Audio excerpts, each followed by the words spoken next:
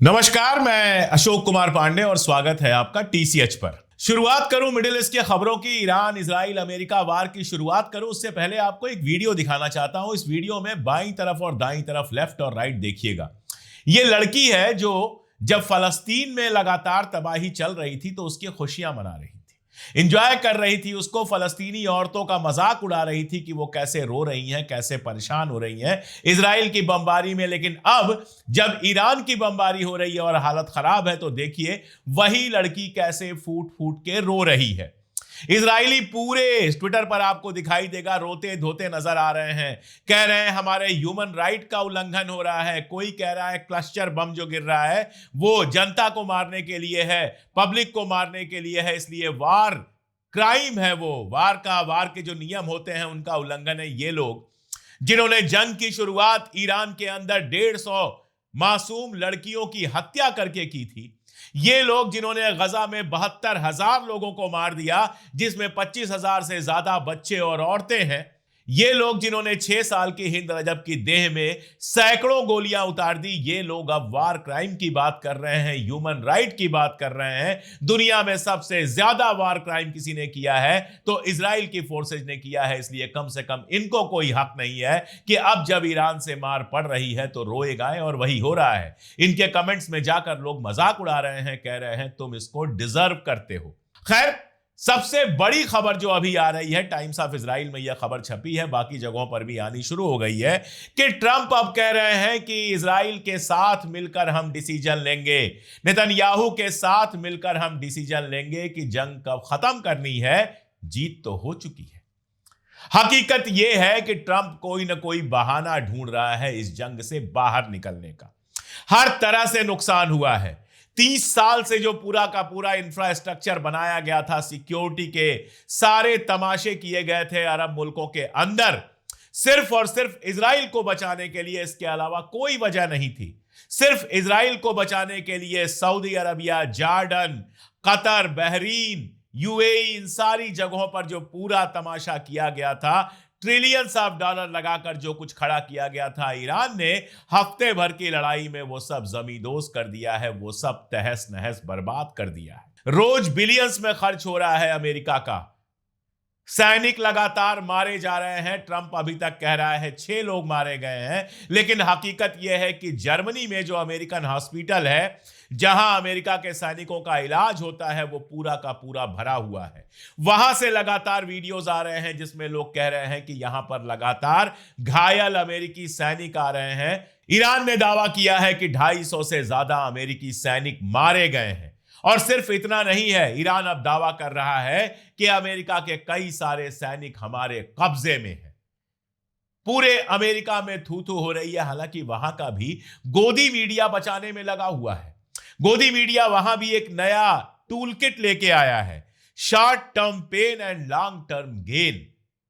एक वीडियो चल रहा है जिसमें 10-12 चैनलों से 10-10 सेकंड का निकाल के लगाया गया है और सब एक ही बात कह रहे हैं कि इस लड़ाई में शॉर्ट टर्म पेन है लेकिन लॉन्ग टर्म गेन है। यानी इतना तो कम से कम मान ही रहे हैं कि शॉर्ट टर्म यानी लड़ाई के दौरान बहुत पेन हुआ है, बहुत दर्द हुआ है, बहुत नुकसान हुआ है। सारे के सारे इंटरसेप्टर्स गए, सारे के सारे रडार्स गए, सैनिक मारे गए, करोड़ों की इनकी मिसाइलें, करोड़ों के इनके ड्रोन सारे के सारे ईरान ने तोड़ गिरा दिए। इसलिए लड़ाई जितनी लंबी चलेगी उतना ज्यादा झेलना पड़ेगा अमेरिका को। मैं जब गया था ईरान कल्चरल हाउस में, जो खामनेई साहब के यहां प्रतिनिधि हैं, उनसे मिलने के लिए, तो उन्होंने मुझसे कहा कि मेरे पास इस बात की खबर है कि अमेरिका लगातार यह मैसेज भेज रहा है कि सीज फायर कर लिया जाए। और अराक्ची साहब ने बिल्कुल क्लियर कर दिया कि हम कोई सीज फायर नहीं करने वाले हैं, कोई निगोशिएशन हम नहीं करने वाले हैं। 2 बार हमने इनसे बातचीत की, 2 बार हम निगोशिएशन टेबल पर बैठे थे, लेकिन इन्होंने निगोशिएशन टेबल को बम से उड़ा दिया। दोनों बार जंग शुरू कर दी। 12 रोजा जंग के दौरान हम जीत रहे थे, लेकिन हमने सीज फायर किया सिर्फ इसलिए क्योंकि हम जंग नहीं चाहते थे। लेकिन इन्होंने 8 महीने के अंदर दोबारा जंग शुरू कर दी। अब ये सीज फायर की डिमांड क्यों कर रहे हैं? सिर्फ इसलिए कि इनके पास हथियार नहीं बचे हैं। सिर्फ इसलिए कि अमेरिका और इजराइल में लोग सड़कों पर उतर रहे हैं इस जंग की मुखालफत करने के लिए, सिर्फ इसलिए कि इस जंग में अमेरिका और इजराइल की बुरी तरह से हार हो रही है। ईरान तबाही बर्बादी झेलने के लिए तैयार था, 40 साल से तैयारी चल रही थी।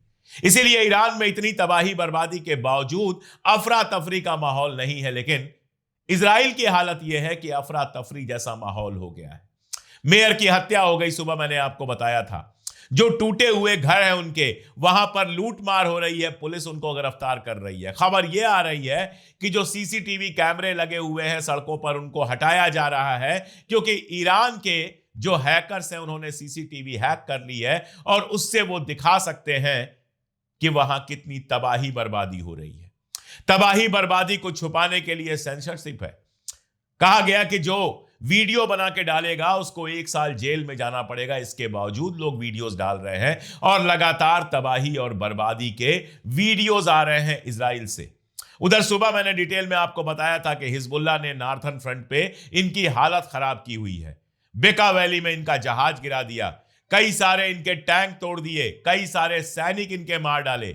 जिस हिजबुल्लाह को मान लिया गया था कि वो खत्म हो गया है, उसने नार्दर्न फ्रंट पे इनकी हालत खराब करके रख दी है। और ये सीज फायर चाहते भी इसीलिए है कि सीज फायर हो जाए, ईरान का खतरा खत्म हो जाए तो ये हिजबुल्लाह पर दोबारा हमला करे। लेकिन ईरान इस बार इस तरह से सीज फायर नहीं करेगा। एक और कारण है, ये लोग चाहते थे कि कैसे भी अरब मुल्क इसमें शामिल हो जाए। मैं आपको एक एग्जांपल दूं। कल यह खबर इजरायली मीडिया में चलाई गई कि यूएई ने अटैक कर दिया है, कहां? ईरान के सैलिनेशन प्लांट पे। मैं डिटेल में बताऊंगा सैलिनेशन प्लांट की वैल्यू क्या है। यह सिर्फ इसलिए किया गया कि ईरान इस बात से भड़के और अटैक कर दे यूएई के ऊपर। लेकिन ईरान इतना बेवकूफ नहीं है और यूएई ने तुरंत आगे आकर कहा कि हम इस जंग में शामिल नहीं हैं। इस तरह की खबरें इजरायली मीडिया चलाना बंद करे, यह फेक न्यूज है। पूरे अरब वर्ल्ड में एक अजीब सी हलचल दिखाई दे रही है। खबर आई कि अरब वर्ल्ड अपना पैसा अमेरिका से बाहर निकालना चाहता है। अलग अलग मुल्कों से जो बयान आ रहे हैं उनको गौर से सुनिएगा। कतर के जो अमीर हैं उन्होंने तो बिल्कुल क्लियर कहा कि यह जंग बेकार की है और इस जंग की वजह से हमें नुकसान है। यह जंग शुरू करके अमेरिका और इजराइल ने गलत किया है और हम इस जंग में शामिल होने वाले नहीं हैं।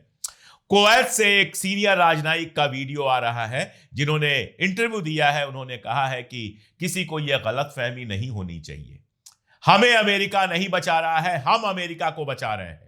यानी वो साफ कह रहे हैं कि अरब मुल्कों में जितना तमाशा किया था अमेरिका ने, जितने पैसे अरब मुल्कों से लिए थे और जितनी सिक्योरिटी के अरेंजमेंट्स किए थे, वो सारे कुछ खुद को बचाने के लिए और इजराइल को बचाने के लिए थे, उन मुल्कों को बचाने के लिए नहीं थे। यह हकीकत अरब मुल्कों के सामने आ गई है। सऊदी के एक राजनयिक का मैं इंटरव्यू देख रहा था। वो कह रहे थे कि बरसों की मेहनत के बाद ईरान के साथ हमारा रेप्रोचमेंट हुआ था। ईरान से जो हमारी दुश्मनी थी वो खत्म हो रही थी और वो दोस्ती में तब्दील हो रही थी। इजराइल और अमेरिका ने जिस तरह से ये तमाशा किया है उसके चलते वो प्रोसेस पूरी तरह से खतरे में पड़ गया है और हम इजराइल और अमेरिका से निराश हैं, नाराज हैं। टर्की शुरू में लग रहा था कि ईरान में अगर उथल पुथल होगी तो उसका फायदा उठाएगा, लेकिन अब टर्की का कहना है कि ईरान में अगर गृह युद्ध जैसी स्थिति होती है तो यह सबके लिए बेहद खतरनाक होगी। उसने साफ कहा है कि अपनी जमीन और आसमान का इस्तेमाल हम ईरान के खिलाफ लड़ाई में नहीं करने देंगे। यानी टर्की भी इस मुद्दे पर अमेरिका के साथ खड़ा नहीं हुआ है। एक अरब मुल्क नहीं है जो इस जंग में आगे बढ़ने की बात करे, और जो अरब मुल्क सबसे ज्यादा करीब था अमेरिका के बहरीन, वहां पर अमेरिका के सारे सेंटर्स, अड्डे और एसेट्स तबाह हो चुके हैं। बहरीन में जनता सड़क पर है। कल तो अफवाह यह फैली थी कि बहरीन का शाह बहरीन छोड़कर भाग गया है। मुझे नहीं लगता कि अभी यह अफवाह सही है, लेकिन कल को यह हो जाए तो कोई बहुत आश्चर्य की बात नहीं है। ईरान कैसे निशाना बना रहा है? बहुत लोगों ने कहा कि अरब वर्ल्ड में सिविलियन पोजीशंस को निशाना बना रहा है। मैं सिर्फ एक एग्जांपल दूंगा। कुवैत में कल एक सिविलियन बिल्डिंग पर, सोशल इंश्योरेंस फंड वाली जो बिल्डिंग है जहां से लोगों को तनख्वाह वनख्वाह मिलती है, वहां पर हमला हुआ। हकीकत क्या है? हकीकत यह है कि जब अमेरिकन बेस को तबाह कर दिया गया तो अमेरिका के सैनिकों को और CIA के एजेंट्स को सोशल इंश्योरेंस फंड की बिल्डिंग में कुवैत में शिफ्ट कर दिया गया। ईरान के पास ये इंटेलिजेंस पहुंची। चाइना और Russia real time intelligence provide करा रहे हैं ईरान को, और ईरान का अपना इंटेलिजेंस सिस्टम भी बहुत शानदार है। और हो सकता है कि कुवैत और बाकी मुल्कों में जनता का भी एक बड़ा हिस्सा इंटेलिजेंस प्रोवाइड करा रहा हो, क्योंकि वो अपने शाह के सामने भले ना बोल सके, लेकिन अमेरिका और इजराइल के खिलाफ है। सैकड़ों लोगों के इस तरह के वीडियोज आए हैं। तो फिर ईरान ने हमला किया सोशल इंश्योरेंस फंड पे और यह कहा कि अमेरिकी जहां भी होंगे हम उनको छोड़ेंगे नहीं। यूएई से खबर आ रही है कि इजरायलियों को मुफ्त में निकाला जा रहा है, वहां से इजरायलियों को मुफ्त में भेजा जा रहा है इजराइल वापस, क्योंकि यूएई को डर है कि इजरायली होंगे। और जब मैं इजरायली कह रहा हूं तो आप समझ लीजिए कि उसमें मोसाद के एजेंट्स बहुत सारे होंगे। तो यूएई को यह डर है कि अगर मोसाद के एजेंट होंगे तो वो जहां होंगे ईरान उनके ऊपर हमला करेगा, इसलिए मुफ्त में बिना एक पैसा लिए उनको सीधे इजराइल भेज रहा है। दुनिया की हालत आपको बताने के लिए एक बहुत छोटा सा एग्जाम्पल एक बहुत छोटे से मुल्क का देता हूं। क्रोएशिया बहुत छोटा सा मुल्क है।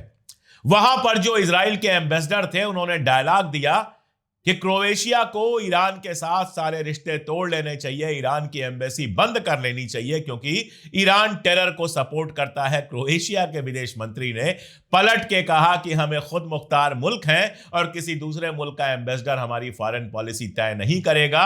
जो हमला किया है अमेरिका और इजराइल ने ईरान के ऊपर वो गलत है और हम ईरान के साथ कोई रिश्ता नहीं तोड़ेंगे। दुनिया में इजराइल की ये हालत है, अकेला पड़ता जा रहा है इजराइल, और अमेरिका इस जंग में यूरोप भी उसके साथ खुल के आने के लिए तैयार नहीं है। बाकी मुल्कों के जो हालात हैं वो तो आप जानते ही हैं। तो इस जंग में अमेरिका और इजराइल की हर फ्रंट पे हार हुई है। वार फ्रंट पे हार हुई है, डिप्लोमेटिक फ्रंट पे हार हुई है, हर फ्रंट पे हार हुई है। इसीलिए ट्रंप कैसे भी इस जंग से निकलने के बहाने ढूंढ रहा है। कल की खबर यह है कि जो तेल वाला सारा मामला है, वहां जो हमला किया है, ऑयल डिपो पे जो हमला किया है ईरान के इजराइल ने, अमेरिका उससे नाराज है। क्योंकि अमेरिका तो इस चक्कर में है कि जंग खत्म हो, समझौता हो, तो ईरान से कुछ समझौता करे कि वहां का कुछ तेल मिल सके, तेल का कुछ कंपनसेशन मिल सके। और वो जानता है कि अगर ईरान का तेल खत्म हो गया तो ईरान पलट के हमला करने वाला है अरब मुल्कों के तेल के सेंटर्स पे। हाइफा पे तो उसने जबरदस्त हमला किया ही है, और अगर तेल की कमी दुनिया में पैदा हो गई तो मार्केट का सत्यानाश हो जाएगा। इसलिए इजराइल को उसने इस बात के लिए मजम्मत की है इजराइल की कि तुमने तेल के इलाके पर हमला क्यों किया। तो जैसे जैसे यह जंग बढ़ेगी इन दोनों के बीच में भी खींचतान बढ़ेगी। सैलिनेशन प्लांट पे जो हमला हुआ था ईरान का, मैं आपको बता दूं कि पूरा अरब रेगिस्तान का बना हुआ है और समंदर है। समंदर का पानी खारा होता है, वो पिया नहीं जा सकता। तो समंदर के पानी को पीने लायक बनाने के लिए सैलिनेशन प्लांट लगाया जाता है। ईरान केवल 4% यूज करता है सैलिनेशन प्लांट, यानी समंदर के पानी से उसके पीने के पानी के सिर्फ 4% जरूरत पूरी होती है। 96% पानी उसको नदी और बाकी सारी जगहों पर और जमीन के नीचे से मिलता है। लेकिन अगर यूएई की बात करें, सऊदी की बात करें, बाकी मुल्कों की बात करें, तो 80, 90, 95% पानी सैलिनेशन से मिलता है। बहरीन जो कभी ईरान का हिस्सा था और शाह ने जिसको गिफ्ट कर दिया था, अलग कर दिया था, उस बहरीन में 96% पानी जो होता है वो सैलिनेशन से होता है। वहां के सैलिनेशन प्लांट पर तो ईरान ने हमला करके बता ही दिया। अगर इजराइल की बात करें तो इजराइल में भी 80% जो पानी की जरूरत पूरी होती है वो सैलिनेशन प्लांट से पूरी होती है। हादरा, सोरेक, अश्केलान, अशदोद, ऐसी 5 जगहों पर उसके सैलिनेशन प्लांट है। और ईरान ने कहा है कि ये आपने शुरू किया है, पीने के पानी पर हमला पूरा हम करेंगे। तो अगर एक आध दिन में आपको यह खबर मिले कि जैसे इजराइल में इस समय बिजली की किल्लत है, जैसे हमले के बाद कल इजराइल में कई घंटे अंधेरा रहा, बिजली नहीं रही, वैसे ही कल पानी की भी जरूरत पैदा हो जाए, पानी की भी कमी हो जाए, इन सैलिनेशन प्लांट्स को निशाना बनाए ईरान, तो बहुत आश्चर्यचकित होने की जरूरत नहीं है।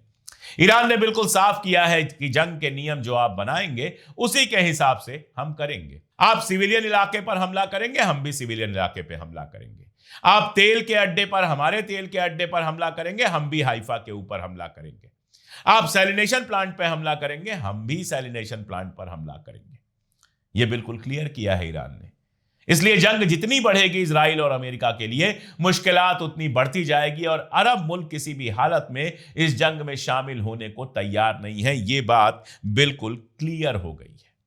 जिस तरह के तबाही के वीडियोस आए हैं इजराइल से, वो देख के लगता है कि जंग कहां पहुंच रही है और इजराइल को जैसे का तैसा देने का काम ईरान कैसे कर रहा है। एक एग्जांपल से आपको बताता हूं।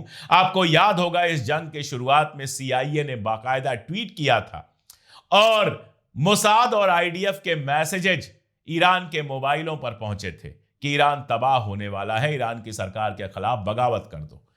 अब ईरान से SMS गया है इजराइल के मोबाइलों पर। इजराइल के लोगों ने कल जब अपना मोबाइल चेक किया तो हिब्रू में मैसेज आया हुआ था ईरान से कि सारे एयर डिफेंस खत्म हो चुके हैं, अब जल्दी से जल्दी इस मुल्क से निकल जाओ, ये मुल्क तबाह होने वाला है, हमारी मिसाइलें आ रही हैं।